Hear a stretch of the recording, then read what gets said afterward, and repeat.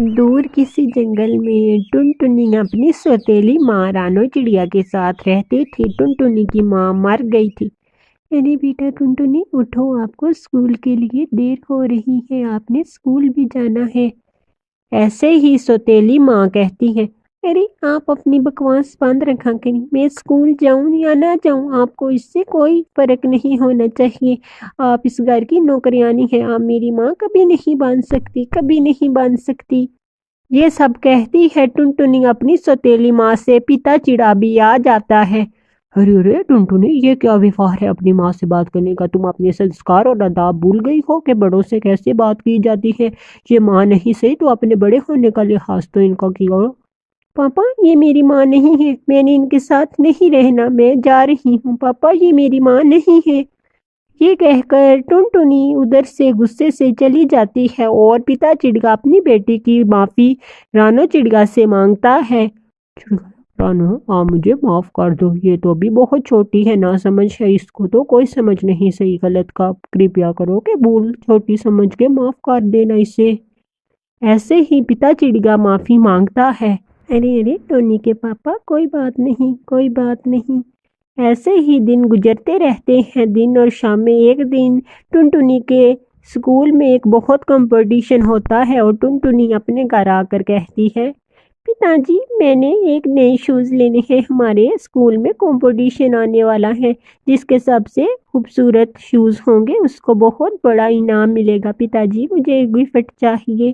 اگلے دن پتا چڑا اپنی بیٹی کے لیے سندر شوز لے آتا ہے اس کے کمپٹیشن کے لیے جو اسکول میں اس کا تھا، اور اپنے شوز دیکھ کر اپنے پتا کو کہتی ہے، پتا جی میں نے یہ شوز نہیں لینے، یہ مجھے شوز بالکل بھی پسند نہیں آئے ہیں۔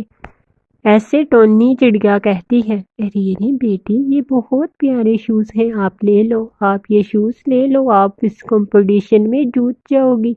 آپ اپنی بکواس بند کیا کریں، میں نے آپ کو کتنے دفعہ بولا کہ میرے بارے میں آپ کچھ بھی نہ کہا کریں۔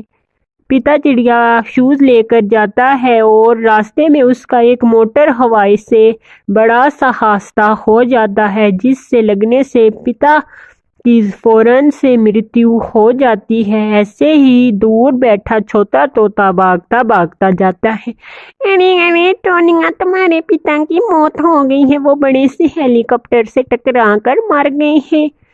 یہ بات سن کر ٹونیا رونے لگتی ہے، پتا جی میں نے آپ کو کیوں بھیجا، پتا جی میں نے آپ کو کیوں بھیجا، پہلے میری ماں چلے گی، اب آپ چلے گے مجھے چھوڑ کے، پتا جی۔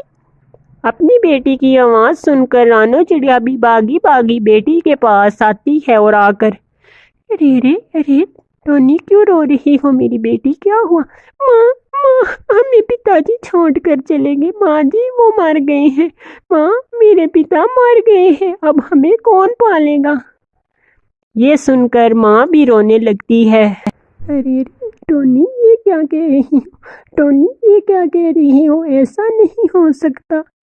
ایسے ہی دونوں رونے لگتی ہے۔ دن بیتنے لگتے ہیں اور وہ اپنا درد بھول چکی تھی اور سارا پالن پوشن رانو چڑیا اپنی بیٹی سوتیلی ٹنٹنی کا کیا کرتی تھے۔ اس نے تو کبھی بھی سوتیلی نہ سمجھا، پر ٹونیا اپنی ماں کو سوتیلی سمجھتی تھی، پر رانو وہی پیار دیتی اپنی بیٹی کو جو سکی ماں دیا کرتی تھی۔ ایسے ہی ٹونیا بھی اپنی ماں کے ساتھ لیٹتی ہے، اپنے پنکھوں میں، سردیوں میں اس کو چھپاتی، ہر چیز دیتی۔ ماں مجھے معاف کر دے، میں آپ کے پیار کو سمجھ نہ سکی، ماں کرپیا کریں مجھے معاف کر دے۔ ارے بیٹی میں آپ کی ماں ہوں، آپ مجھ سے معافی نہ مانگے۔ اس کہانی سے ہمیں یہ سیکھ ملتی ہے، بیتا وقت کبھی بھی واپس نہیں آتا، ہمیں اپنوں کے ساتھ خوش ویوہار رہنا چاہیے۔